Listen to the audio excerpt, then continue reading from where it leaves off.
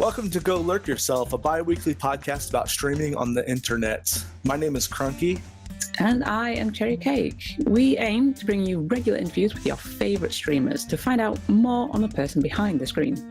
To give you more inside look into how they got started, what their goals are, and what keeps them coming back to stream.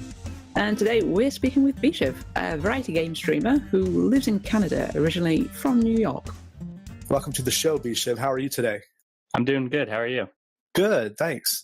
You guys can reach Bshiv at twitch.tv/BSHIV. Do you want to tell us the origin of that name and what got you into streaming? Well, my name is Brandon, and when I was in high school, I was one of the only kids that fenced, and I kind of got a name of myself at the club that I fenced at because we were pretty good club, and essentially we had a slang term for stabbing somebody in the wrist with the weapon that I would use, which was an epee, and you'd stab somebody in a wrist, and we'd call it a shiv, and that was my signature move. So, because my name was so long, there was just a giant B on the back of my tunic because it wouldn't fit like my full name, and then the shiv came in once that was like kind of coined as my signature move. So, just so I'm clear, fencing is in sword fighting, right? Yes. I'm so uncivilized. I had to ask to be sure. Who gave you the name Bshiv? Did you make that up yourself, or did the other people that you were with give you that? Well, my nickname in high school or middle school was BJ because that was my initials. And obviously, once you hit a certain age, obviously that's like, oh no, you can't have that name because, and it just kind of got coined by a bunch of kids in my school because there was I coached at the gym by my school. So a couple, obviously, kids would see me there fencing all the time and they'd stop in and watch, and they kind of picked it up and it kind of just spread. I had nothing to do with the nickname itself, so it just stuck and I liked it because it's short. Well, that's cool. That is cool. So what got you interested in streaming from the get-go? Like, did you come to Twitch first? Did you used to watch it on YouTube? I mean, what got you started? Well, when I was young, I would spend a lot of time with a camera, trying to this was before YouTube was really a thing, and I would do everything. I would dabble in stop motion or recording of just the TV with the camera, and I always was fascinated with the YouTube side. So when I went to college or in high school, I learned how to edit. I was like, oh, I want to do this, I want to do that. Essentially my goal was to become a YouTuber, and I decided to just try out Twitch one day because I was watching a couple streams just to check it out, and it kind of stuck more, and I preferred it more than YouTube. So, oh, that's cool. So how long have you been at it? Well, my Twitch channel, my first stream was November 2015, and so I've been at it a year and a half almost. And what would you say, what do you get out of it, or what's the best part of streaming in your mind? The community, for sure. It's every time I start stream, and despite who shows up, who doesn't, it's just always enjoyment to me that people stop by and say hello or whatever. And it's also really fun to just, if something happens on stream, it's there. You could play games by yourself all the time and something cool might happen.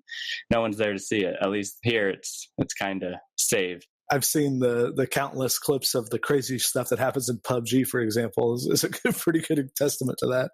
So I've seen a couple of your streams, Bshiv, but obviously the time difference is a bit of an awkward issue for me. But I've seen the target audience, from what I've gathered anyway, is it's quite young. So in your mind, what was your initial target audience to what you've actually managed to cultivate right now? My initial idea was going to be a bunch of kids in college because that's when right when I ended college, I thought it was going to be literally people like me. It was going to be 20-year-old dudes just looking to watch somebody that can make them laugh or whatever. I actually have more female fan base than guy fan base and younger fan base. So it was totally different than I expected. But then again, I prefer the community that I established because it's so diverse, and it's more surprising to me to see that, oh, these people are also enjoying my content. I thought I was going to be one demographic and just a one note kind of streamer, but now I got a little bit of everybody. That's really cool. It's nice that you can reach a broad demographic. In regards to your target audience, when you're streaming, do you stream so it copes with that specific audience, or do you just tend to play whatever you feel like playing? I stream whatever I feel like playing, to be honest. Sometimes I'll go out of my way and stream the popular games that got me there, because each streamer has the games that like kind of where they get their fan base, and that mine was originally Animal Crossing, but I haven't touched that in a while. So now it's like it's kind of waves. So people will come in for Animal Crossing content. If I'm not streaming it, they'll leave. If I switch games to something like Tamagotchi Life, they would find that content entertaining and then stay or leave depending on the game.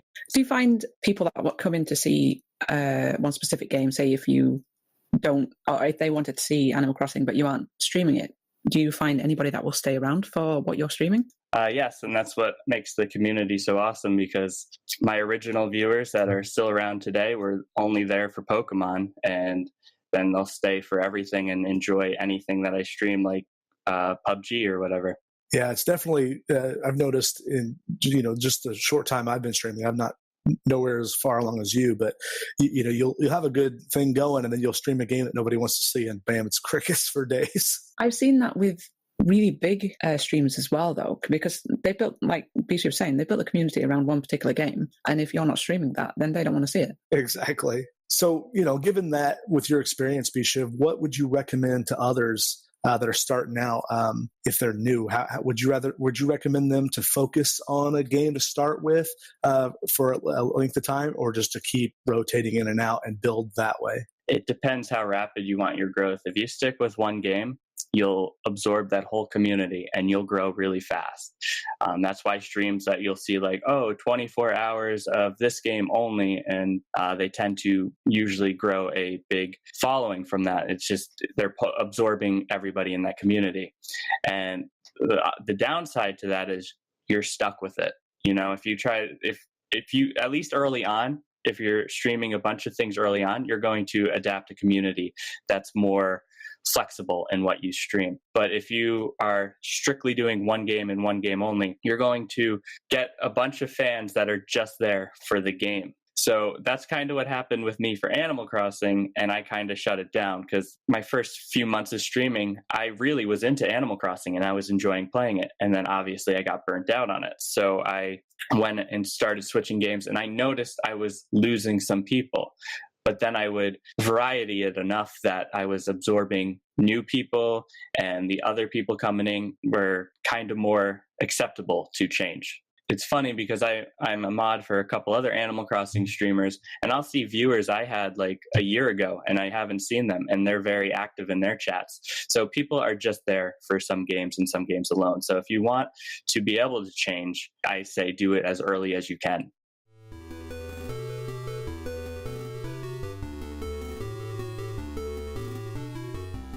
So you talked about a little bit about Animal Crossing. Is that the kind of genre that you tend to go for, or was it just that Animal Crossing that you just started with, just as a base point? Well, I am fortunate enough to have this super rare 3DS capture card. There's other ways around it, but I have essentially the rarest one that everyone looks out for because it's top quality. So when I started streaming, it was mostly just 3DS games because no one else, only a few streamers had it. So me being a newcomer with one of these, it kind of gave you an angle, I guess. Yeah. And Animal Crossing just happened to be a game that I could play with my viewers. I can keep it going every day because something new is happening every day. And it just something that stuck. And then it kind of was a bunch of Nintendo games, obviously, because it's 3DS. And my capture card was busted, so it was just 3DS and PC games for the longest time, and that's kind of. Well, I've noticed too that you do a really good job of integrating your fans into your games and play the type of games that allow you to do that. I mean, I was watching your stream just the other day, and I turned it on. And I was on the background. I was like making coffee or something, and I hear my name. I'm like, what the hell? How did they even know I'm here? Because you normally don't call out lurkers, but you had named me the bad guy in Miitopia after me. Oh, wait, the bad guy. Yeah, I'm like the evil overlord in Miitopia, and he does, and all the people in his party. Like he'll start a new game, and he'll have all his regulars as characters. And you did that in Animal Crossing and countless games I can't even recall. But what about in your own life when you're not streaming? I think I remember you saying on one of your streams that used to be pretty hardcore competitive first-person shooter. Yes, and I played many many shooters competitively, and other strategy games competitively as well. Some of them being Left 4 Dead and Gears of War, where I actually would win prizes and money online, and actually was nationally or globally ranked pretty high. So a couple times I've noticed that you've streamed with your wife on screen, and as well as Cherry knows that my wife and I will stream on screen together too, and it can be a lot of fun. Talk to us about that. What do you guys? Does she enjoy it? Do you enjoy having her on there a lot? I know she doesn't do it every day, but is it something you guys enjoy doing together? And did you game before you streamed together? Yes, actually, that's where me and my wife met. We met on Left 4 Dead 1, and we knew each other for like 7 years before we actually randomly decided to meet halfway in Rochester. So we were very avid gamers. She is a very hardcore N64, NES, SNES kind of gamer. She literally picked up Donkey Kong 64 and like beat it within the day, 100% almost.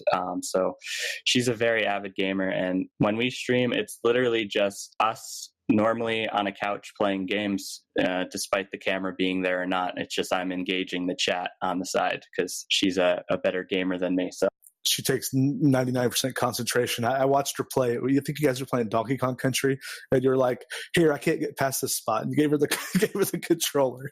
We have our strengths and weaknesses. She is very good at platformers. I cannot do platformers unless it's a Sony era platformer, with 3D platformers. But we have our strengths and weaknesses. She's okay with shooters. I'm obviously the shooter guru, but throw her on any classic game, she'll whip my butt. So, one single question for you, Bshiv. Describe your ideal stream.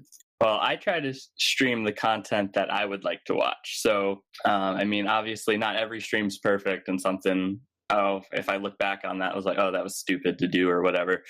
My perfect stream is just everybody laughing or having a good time. Like I'm there for the comedy, or at least the feel good aspect of it. If people are upset, then I'm not doing my job. Like, despite what happened in their day, if I could put a smile on their face, that's my end game goal.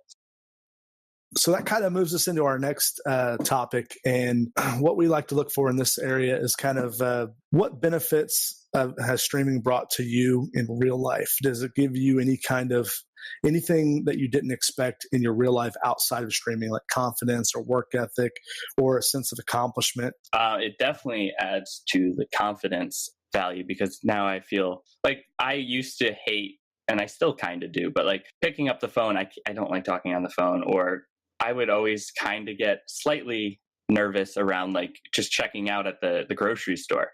But due to streaming, it's no problem now, it's because I'm always engaging people despite them just being via messages. But it's definitely added to confidence. It's definitely added to my work ethic, because like I'll get up and I'll do like 100 more things than I would have normally done if I just had the day off of work, Right. I know exactly what you mean. It's like, I got to stream later, so I got to get all this crap done now. Exactly.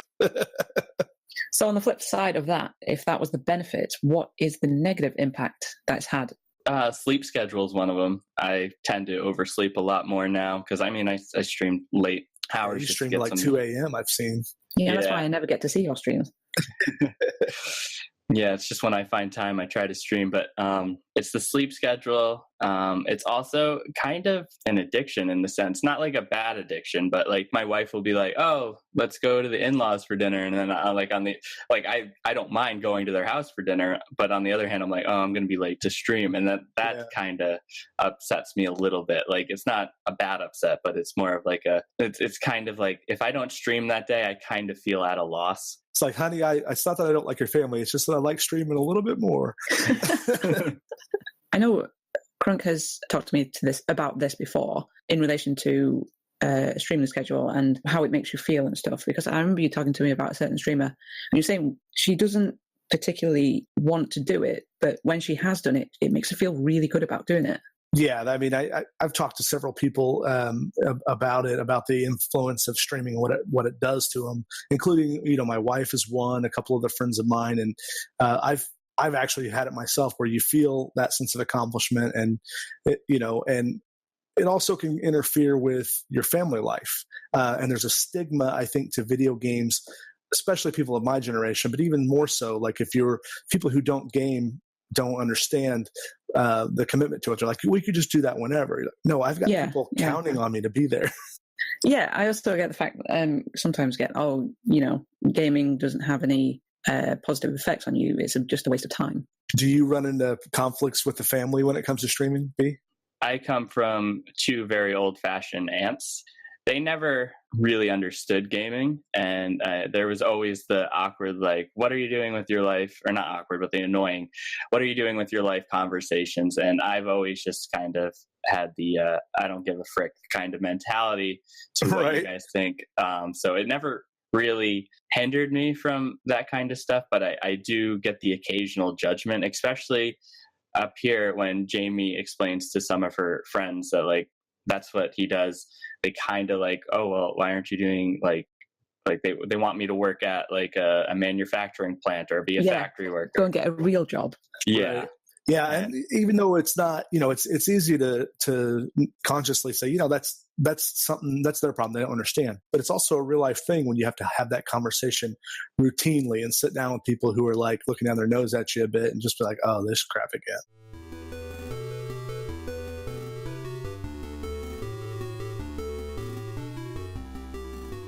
Well, speaking of irritating things, let's talk about Splatoon 2. Yay! Bshiv and I both have Nintendo Switches, and we play it on the regular with a group of people, and it's been pretty entertaining to watch each other's streams and hear and have the dialogue. And this is the soapbox section of the podcast, so we'd love to hear your opinions about it, B, and how you really feel on the inside about it. It's oh god, sorry. So Splatoon 2 just had its, technically first Splatfest because the other one was in the test fire or whatever. But I decided, hey, why not just go and just play it? Give it a full chance. Just play Splatfest till I hit the highest rank for the Splatfest. And it took me about 3 hours, and I decided to turn it into a science experiment. I put the sniper down, which is my favorite weapon because I find it the most rewarding and the most fun. Right. And I switched to an arrow spray, and oh boy, I was cackling and having a good time at like 3 a.m. I'm going to do a quick translation, just in case there's people who don't know what it is, that there's different kinds of guns in the game, and some of them are better at killing, some of them are better at covering ink. And it's a game where covering ink wins, but if you kill the other person, the time they lose is when in respawning slows them down. So the game isn't balanced as a typical shooter. There's a lot of things like you expect a sniper to be really good at killing people, and generally it's not. It's usually the other weapons that are better. Yeah, so I decided to just stick with the what I called the most overpowered weapon, and it was a lot of fun. I felt like I was cheating the system. I felt like it was ridiculous in that sense. But then I was doing a little science experiment with it, and we won like mostly every game, but every game we lost, there was always one person with the paint bucket on their team, which is a crazy powerful weapon that it doesn't lack balancing. Like you'd think something with a lot of range and a lot of speed would do less damage, but no, it does like the most damage, and it covers so much. And it just, after a while, you start seeing that the game itself lacks balance, and I don't think you could have an online shooter without balance, and balancing is key in a lot of games. So yeah. So has that changed your opinion on the game? Because I know that you weren't the biggest fan of it when it first came out. I mean, I disliked the game completely, especially after last night. It was just, I was having mindless fun with it for like the first time, because I actually put down the weapon that I like to use and try to better myself at using, and use the weapon that is quote unquote the meta that everyone uses.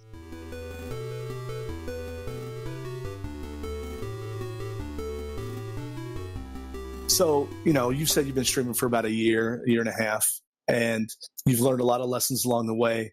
If you could like jump in a time machine and go grab yourself before the first stream, what would you say and why?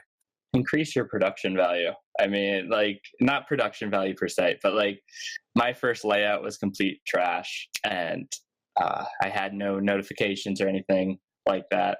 I would just change things to try to make it look fresh. Like I kind of had one of the duller layouts, and yeah, I would just go back and focus a little bit more on just making like layouts a little bit better and have a lot more so I can transition between things, like so I'm not on the spot. There's streams of me like, oh, I'm about to play this game, let me take 2 seconds to make a bootleg layout, and I load up a Google image and I put the screen over it and all that stuff. So I would say take the time to make your stream look nice. My stream doesn't even have the bottom boxes. I would like to take time to make it look nice, There's a value in having it done beforehand, you're saying? Yeah, it's like right now, it's just a beat up shack looking on the outside. You come on in and it's like, oh, that's pretty nice in here. Well, let's make the outside value look nice too, Yeah, I can see that. We just talked about your layout there. How did you come up with the logo, the current logo that you have? Was it something that you designed yourself?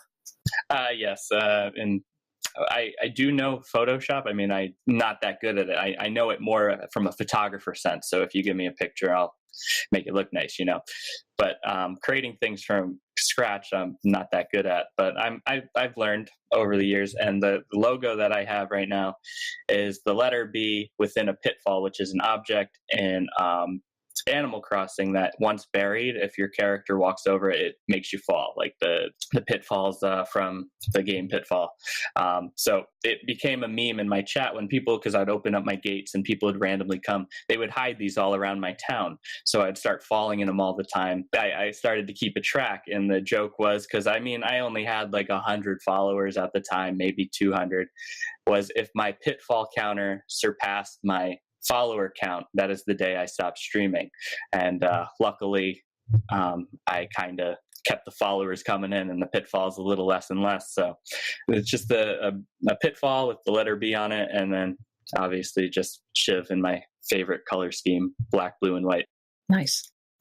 Okay, so we've got you can do a tiny little advertisement for yourself, for your channel here. For people that haven't seen your stream, what would you say to them to entice them to check you out? If you're looking for some lighthearted fun with a lot of ranting, a lot of joking, so if you're looking for a good laugh and you can accept that everything out of my mouth is kind of going to be either a joke or tongue-in-cheek, so come on and stop by. And I now have the capability to literally stream anything, so if you'd like to see it, I'll be more than welcome to try it out on stream. Do you have, are you active on Twitter? Is that the best way to reach out to you? I mean, I'm not as active that I should be on Twitter, but I do get notifications. That would probably be the best way. I mean, it's Bshiv Games, BSHIVGAMEES. I think that's it, unless Bshiv has something else. If you do ever plan on streaming, just keep streaming. Just despite what happens, pretend you're streaming to 100 people, and when you're streaming to none, just keep it going. Have a good time with it. Don't get discouraged. That's all I have to say. Thanks, Bshiv, for joining us, and thank you to everyone for listening. Yeah, catch us here next time. Our goal is to have this out every 2 weeks. So please subscribe, rate, and review our podcast on iTunes or wherever you download it. Share it with a friend or two. It would make a big impact on our podcast, and we will see you guys next time.